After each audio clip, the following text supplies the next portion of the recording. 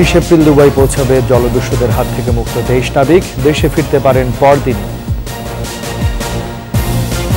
টানা 5 দিনের ছুটি শেষে ফিরছে রাজধানীবাসী। ট্রেন চলাচলের ভিড়ে ভোগান্তি থাকলেও বাস যাত্রায় স্বস্তি। বিএনপির 60 লাখ বন্দির তালিকা চেয়ে চ্যালেঞ্জ ওবায়দুল কাদেরের। মিথ্যাচারের জন্য ক্ষমা চাওয়ার আহ্বান।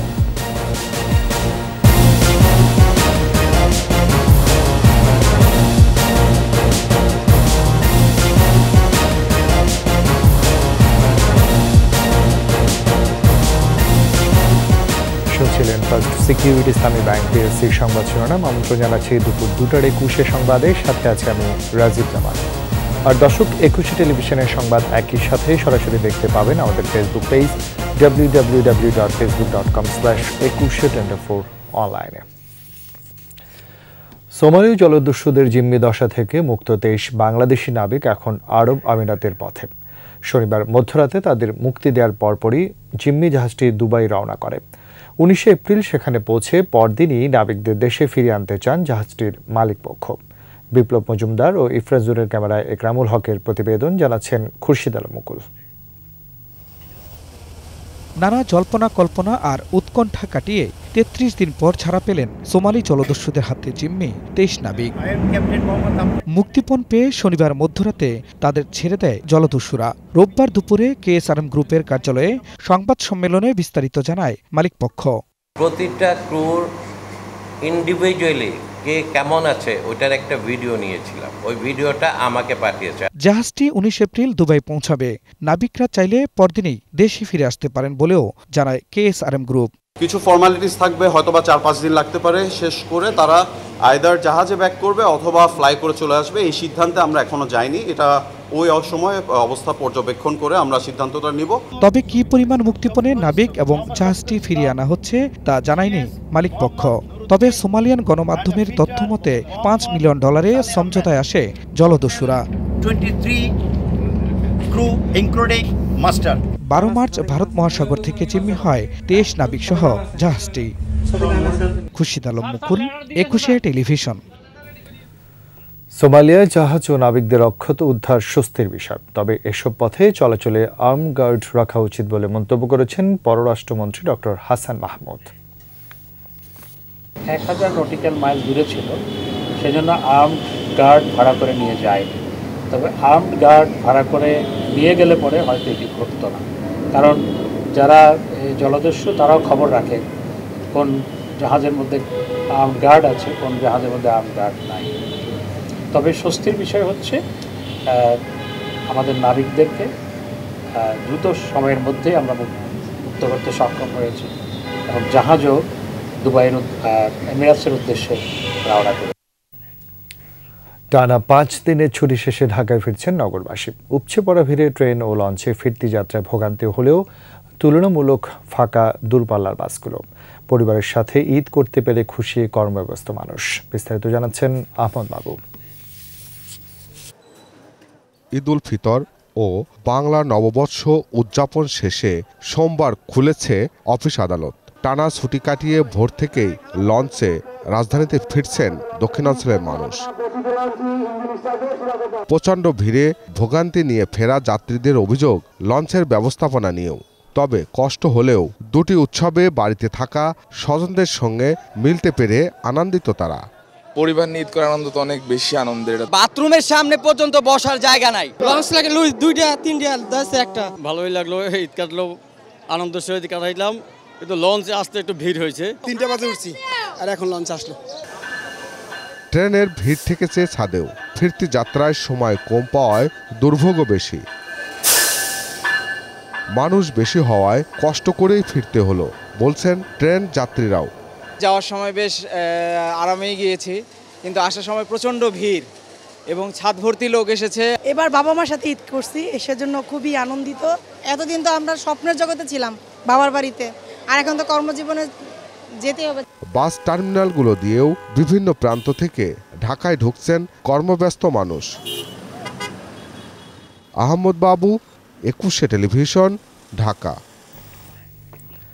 60 লাখ কারাবন্দির তালিকা চেয়ে বিএনপির মহাসচিব মির্জা ফখরুল ইসলাম আলমগীরকে চ্যালেঞ্জ করেছেন আওয়ামী লীগের সাধারণ সম্পাদক ওবায়দুল কাদের। অন্যথায় জাতির কাছে মিথ্যাচারের জন্য ক্ষমা চাইতে বলেছেন তিনি। রিপোর্ট আয়োজন জানাচ্ছেন আকবর হোসেন সুমন। রাজধানীর ধানমন্ডিতে আওয়ামী লীগ সভাপতির রাজনৈতিক কার্যালয়ে ঈদ পরবর্তী সংবাদ সম্মেলনে কথা বলেন সাধারণ সম্পাদক ওবায়দুল কাদের। সবই তারা হারিয়ে বিএনপির কারাবন্দী নেতাকর্মীর সংখ্যা নিয়ে দলটির মহাসচিবের অভিযোগে পাল্টা চ্যালেঞ্জ ছুঁড়ে দেন আওয়ামী লীগের সাধারণ সম্পাদক। আমি মির্জা ফখরুলকে চ্যালেঞ্জ করছি, ৬০ লাখ লোকের আমি তালিকা চাই। ছিল ২০,০০০, এখন সেটা ৬০ লাখ হয়ে গেল। এদের তালিকাটা অবিলম্বে প্রকাশ করে, না হয় মিথ্যাচারের জন্য জাতির কাছে ক্ষমা চাইতে হবে। নিত্যপণ্যের দাম নিয়ন্ত্রণে সরকারের কার্যক্রম জনগণের প্রয়োজনেই অব্যাহত রাখার আশ্বাস তার। যতদিন জনগণের প্রয়োজন থাকবে ততদিন জনস্বার্থে এই প্রোগ্রাম অব্যাহত থাকবে। ইসরায়েল ও ফিলিস্তিন ইস্যুতে শান্তির বার্তা চান ওবায়দুল কাদের। আমরা যুদ্ধ চাই না। আকবর হোসেন সুমন, ২১ টেলিভিশন, ঢাকা। বিরতি নিচ্ছি, যখন ফিরছি তখন অন্যান্য খবরের সঙ্গে আরও থাকবে। স্বাস্থ্য অধিদপ্তরের অভিযানের পরেও রাজধানীতে অবৈধ হাসপাতাল, ক্লিনিক, হাতুড়ে ডাক্তারদের চিকিৎসায় বিপন্ন জীবন।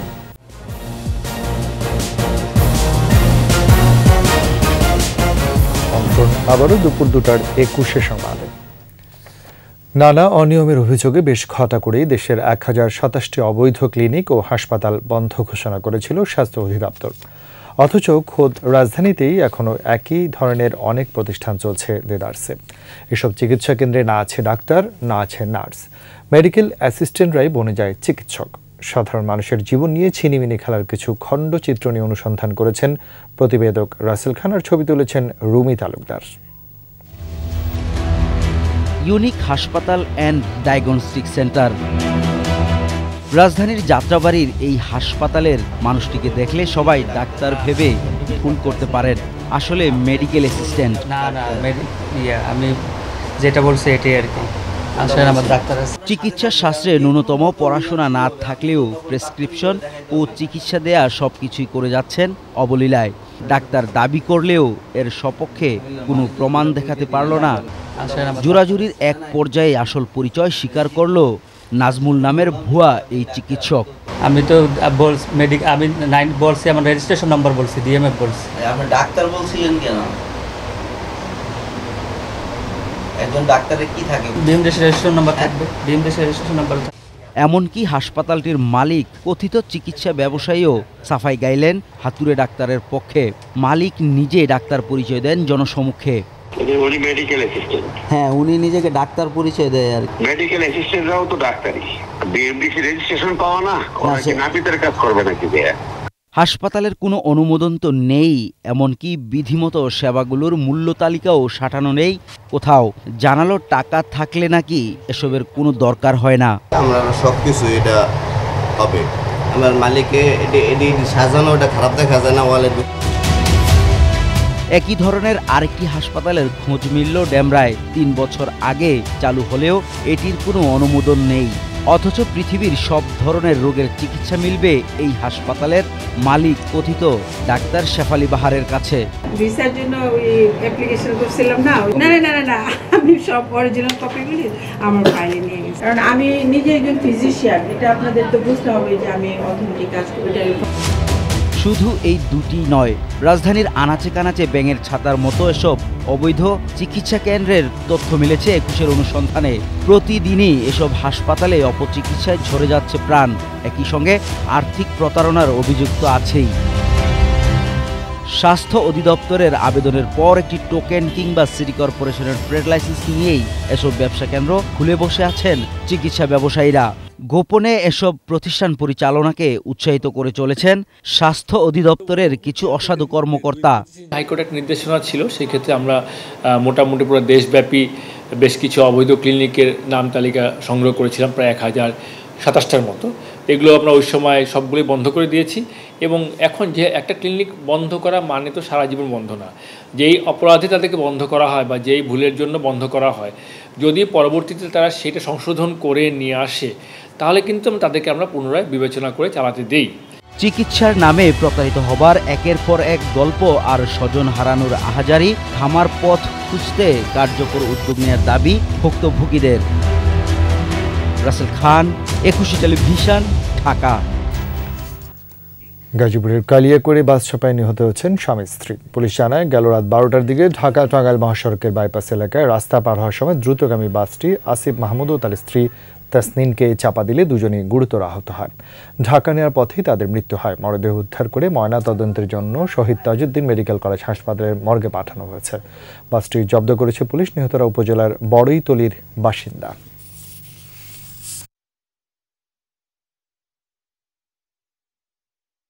শেষ করছি দুপুর 2টার 21 সংবাদ। যাবার আগে ফার্স্ট সিকিউরিটি ইসলামী ব্যাংক পিএলসি সংবাদ শিরোনামগুলো জানাচ্ছি আরও একবার। 19 এপ্রিল দুবাই পৌঁছাবে জলদস্যুদের হাত থেকে মুক্ত 23 নাবিক।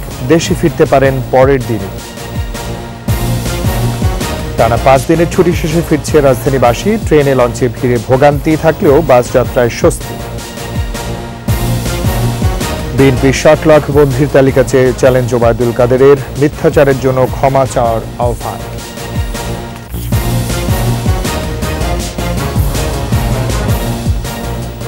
সবশেষ খবর জানতে ডায়াল করুন 202 নম্বরে আর ভিজিট করুন equushe-tv.com এর ওয়েবসাইটে। এছাড়া ফেসবুকে ভিজিট করতে পারেন facebook.com/equushe24 অনলাইনে। এতক্ষণ সাথে থাকার জন্য ধন্যবাদ। পরবর্তী সংবাদ সন্ধ্যা 6টায়। একুশের দেশের সংবাদ দেখার আমন্ত্রণ রইল। একুশের সাথেই থাকুন।